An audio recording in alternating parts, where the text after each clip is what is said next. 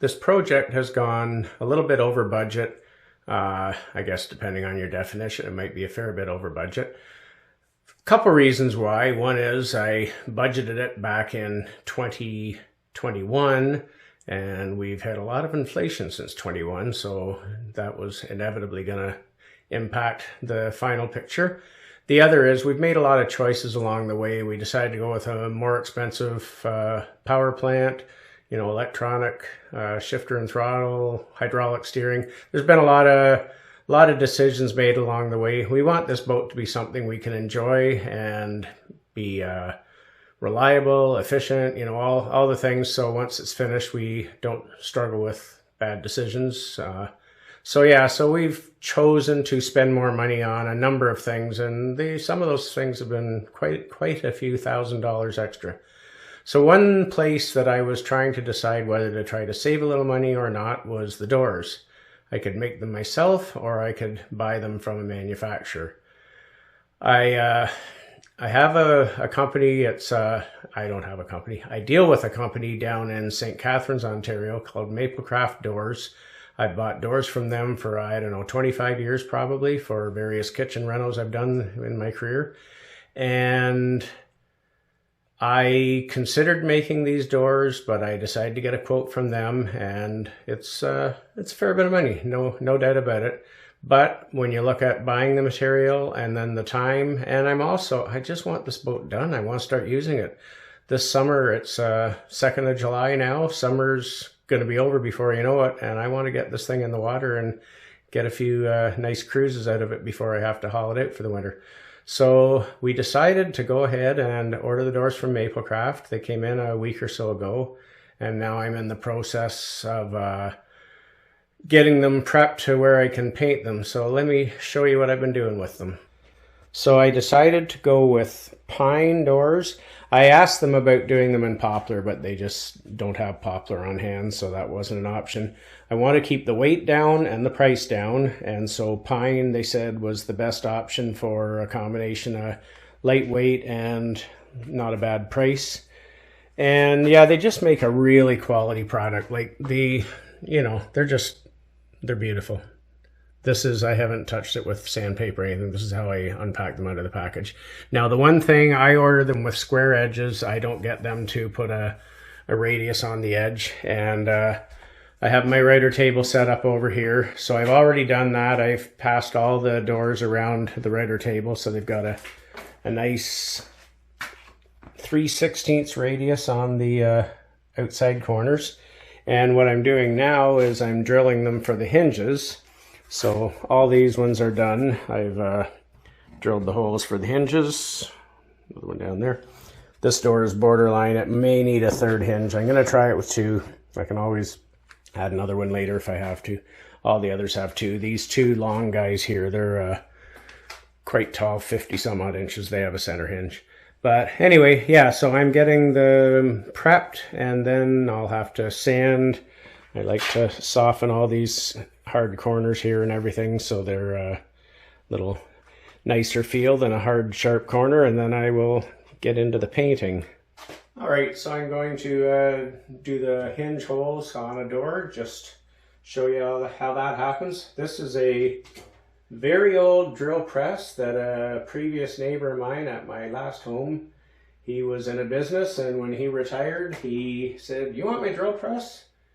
And sure. So yeah, it's a nice, you know, I don't know whether it's 100 years old or only 75, but it's old. But yeah, it works nice. So does the job for me.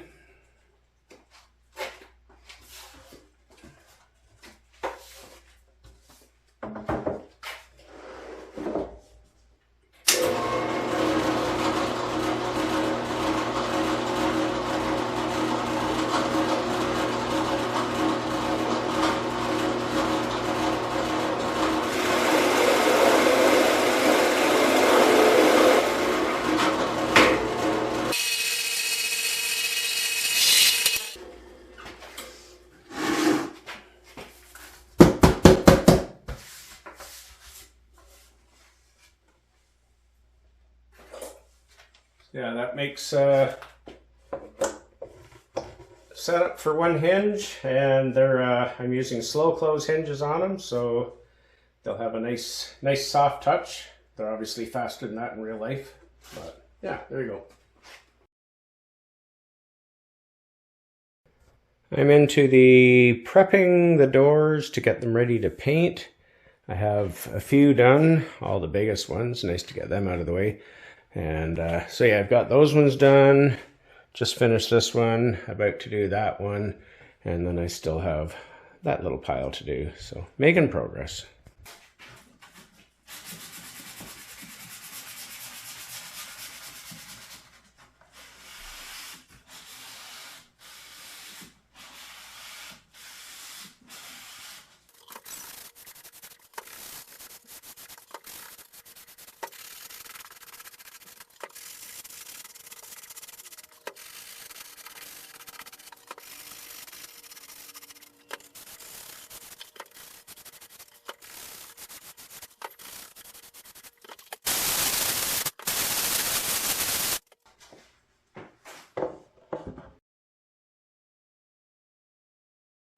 I am ready to start spraying the paint on the cupboard doors. I've got them all laid out. I have to make sure I have somewhere to set them all to dry, so I've got kind of shelves, temporary shelves made to set everything on. And all the doors are sitting on. It's a piece of wood with 4 nails, so they sit just on the points. And yeah, it leaves a little blemish on the inside of the door, but it's not really anything to be concerned about. And yeah, these 2 big doors will be fun to handle. But yeah, I've got all the doors spread around, so I have a place for everything. I have my window open to let the fresh air in. And then my spray booth, I hang plastic down, just leave a doorway to get from the spray area to the other area. And then have my exhaust fan up there going out, and my turntable, I can set the doors on here and then turn them to paint from each direction as I go, and when I'm done painting it, take it around through here and set it where it belongs. So now, time to get painting.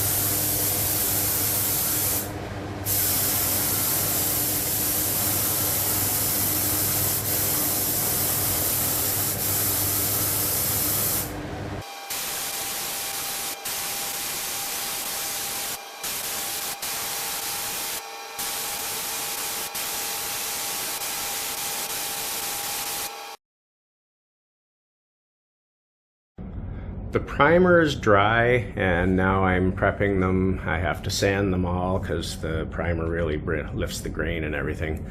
Also, so I ended up, when I ordered the doors, I asked about having them in poplar, but they didn't have poplar available. I didn't want to go with a hardwood because it just weighs too much, and I'm trying to keep the weight down. So they said they could do knotty pine, and they gave me a quote on that. I said, how about clear pine? But again, they said they didn't have clear pine on hand. So I went with knotty pine, and for the most part, they're really nice, but there's a few blemishes. There's the odd knot. I don't know if I can even find one right now. Yeah, there's a few blemishes, not a ton, but there's the odd knot that has a kind of like crack in it that's a little bit of a void. If they were varnished, it's just character and it'd be fine, but because I'm painting them, you don't want stuff like that going on. The other thing that there's a little bit of, not a ton, but some, is, I don't know if you can see that little spot right there. I believe it's because I'm using a water-based latex primer. It's a blocker primer, so it's supposed to keep these knots from bleeding tannins through. But because it's a water-based and the wood absorbs water, there's a few spots where the wood has delaminated. And this is a panel of, a veneer, and it's delaminated in a few spots. So what I'm doing is I cut that out and then put filler in it, and then I'll continue painting. So there's after I cut the veneer out, and then I will fill it, and then hopefully when I paint it, it won't do any more funny stuff and it'll be good. Now this is also on the inside of the door, so it's not really going to be seen anyway other than when the door is open. Time for an update on the painting of the cupboard doors. I've got, well, I primed them last week on, I forget what day that was, and then I've got a couple coats of finish on both sides, and I'm going to do the final coat of finish on the faces today, and then if all goes well, they'll be ready to install. I decided I can paint the one side and then flip them and paint the other, but my little supports with nails sticking up just leaves a little kind of messy pinhole thingy that isn't horrible if you leave it on the inside of the door, but I decided I didn't want that. So I did the insides of the doors yesterday, and today I'm going to flip them over and do the outsides, and hopefully it'll all go well, and that'll be one more step done. Initially when I was painting, I was using my siphon feed gun. It's one I've had for, I don't know, 40 years probably, and I'm familiar with and comfortable with, but I bought this gravity feed gun here to do the gel coat last year, and it came with a few different sized tips, orifices, whatever, for paint of various viscosities. So I decided to put the finer tip in and see how it works, and I'm really liking it. One of the things that's nice is it doesn't have near as much mist floating in the air, so I'm not kind of covered with a residue by the time I finish all this. And it doesn't have the can underneath it to bump onto the doors, which happens every once in a while. You get a little too close and you bump it, so that's really annoying. So yeah, I'm liking using this gun. It's working nice for me. The final coat of paint is on the doors. I'm really happy with how they look.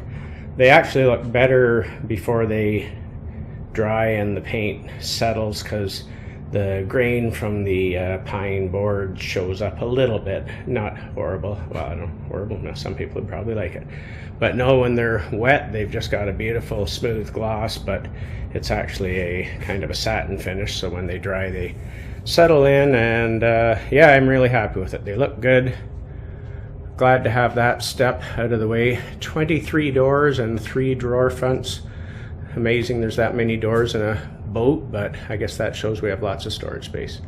So after these dry for a couple days, I can get them installed, and won't that look nice?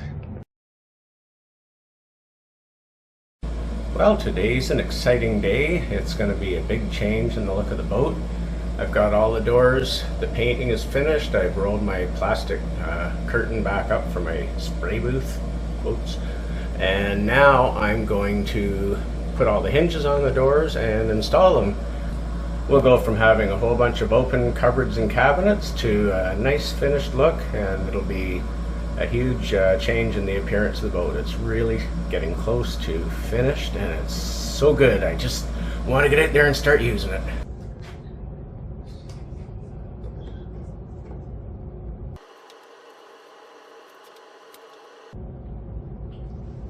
So this is a matched pair of doors that go above the sink, and so you have to kind of figure out, you know, if there's a blemish or whatever, put it more out of sight if you can.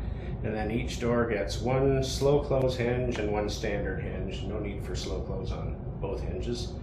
And so yeah, figure out which way they're going, put the hinges, and then screw them in place.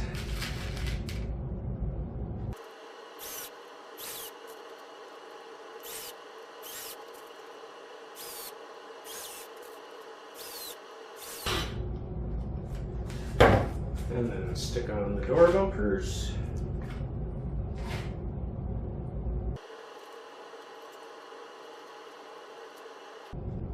And then take them out to the boat to install them.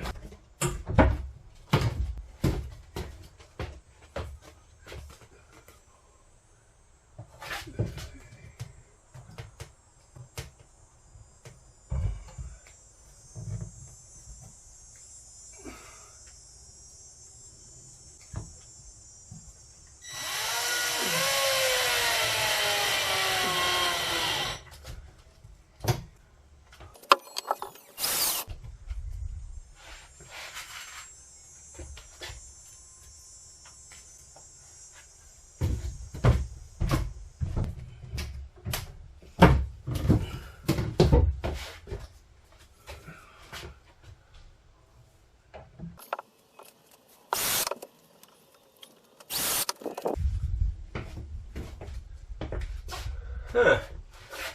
Well, that's annoying. I might have to shift that light a bit. It's just, I don't know. If I can slide it sideways half an inch, the door would clear it.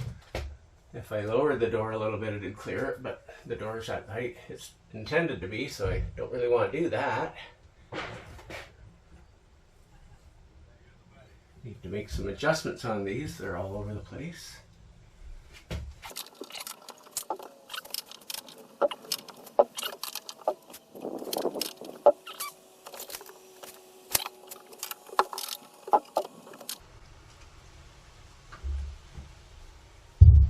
Oh, I like it.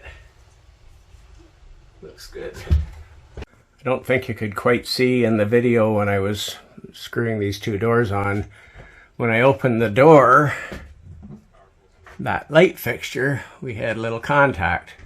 So now we just have enough clearance there. It's not a problem. Thankfully, I was able to take the fixture down and move it over, I don't know, half an inch.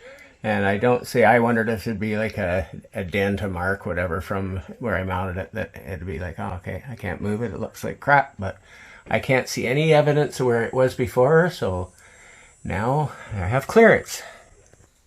There's all the doors on and the handles on. And I vacuumed up after drilling all the handles. I had sawdust everywhere. In the head here, we have covered up there, and the vanity. Nice little area underneath it. And lots of kitchen cupboards, galley cupboards. Still have to do drawers. I haven't made them yet, so I'm not done yet, but a lot of things I'm not done yet. But this boat is getting so much closer every day, and you know, it's very rewarding. Every day something new. You know, stove works, fridge works, microwave. I've got most stuff working here. The horn, the wiper, the blower, the bilge pump, all that stuff is good to go. I'm going to install the compass next.